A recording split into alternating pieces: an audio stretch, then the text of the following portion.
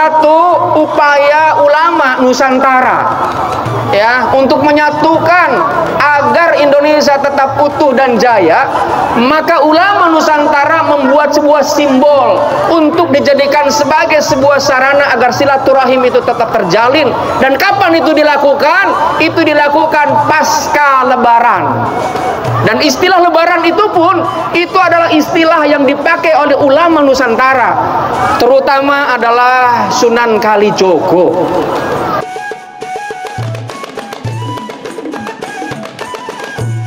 Ya Rasulullah, salamun alaik.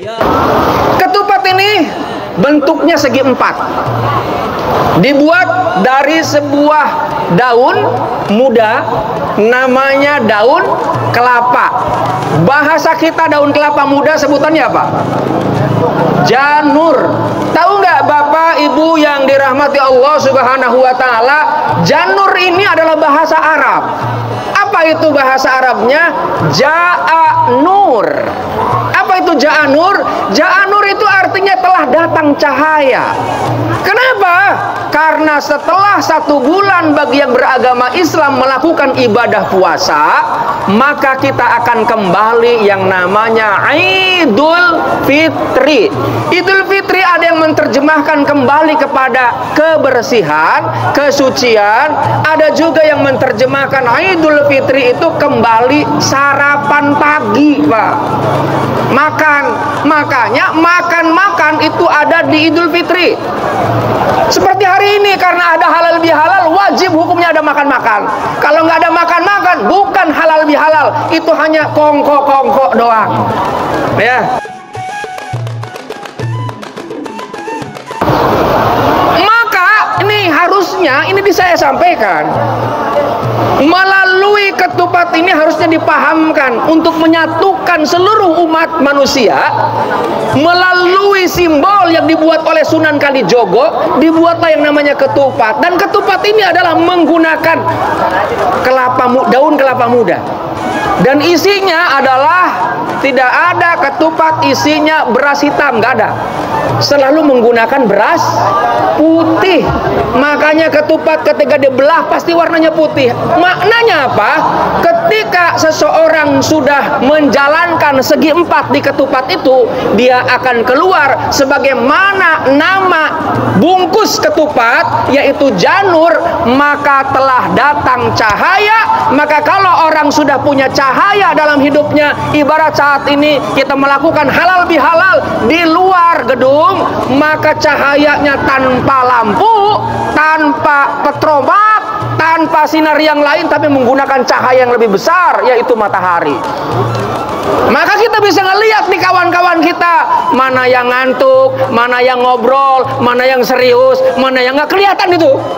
Dengan ada cahaya. Coba kalau nggak ada cahaya, Pak, wajahnya Pak dan Ramil nggak kelihatan, Pak.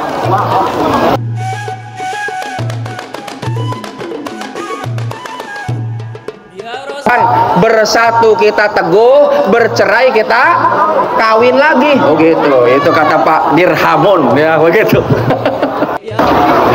Bercerai kita runtuh, bersatu kita teguh. Maka mari kita bersama-sama, Pak, untuk membangun Indonesia tetap jaya.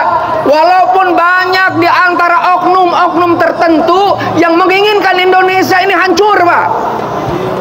Sebab itulah mari kita bersatu. Nah, ulama Nusantara mencoba menyatukan dan melalui ketupat itu. Dan ketupat itu tadi saya bilang, orang Jawa bilang menyebutnya adalah ketupat. Kalau Jawa Barat kupat, kalau orang Jawa menyebutnya ketupat. Apa itu ketupat? Perilaku sing papat. Apa itu perilaku sing papat? Yang pertama, perilakunya yang harus kita jalankan adalah dengan kita memposisikan hati kita yang lebar. Makanya lebaran, bukan badannya. Yang lebar adalah hatinya, yang lebar pikirannya. Maka kalau hati kita sudah lebar, Pak, nggak ada sesuatu masalah. Jangankan yang kecil, kecil, yang besar saja itu terasa mudah untuk dijalankan, untuk diselesaikan. Tapi kalau kita ini hatinya sempit, Pak, jangankan masalah besar, Pak, gara-gara, Pak, tadi Pak Raja misalnya nyebutin nama, semuanya disebutin, giliran namanya nggak disebutin, Pak, besok kagak datang lagi, itu hatinya sempit namanya. Yang pertama adalah lebaran, yang kedua leburan. Kan ketupat segi 4 tuh, perilaku yang 4. Yang pertama adalah lebaran, yang kedua adalah leburan. Kata Allah dalam Al-Quran, Allah menyampaikan bahwa sesungguhnya innan nafsa la amaratissu, bahwa sesungguhnya nafsu ini cenderung mengarahkan kepada yang buruk. Lebaran, leburan, luberan. Makanya lihat luber, Pak. Orang luber itu apa? Kaya. Maka ketika Idul Fitri tidak ada orang di rumahnya nggak ada kue, Pak. Bahkan setiap pintu dibuka, Pak. Setiap yang datang dikasih angpau. Maka pulang dari sini pun kayaknya PPML ngasih angpau. Yang keempat, Pak, laburan.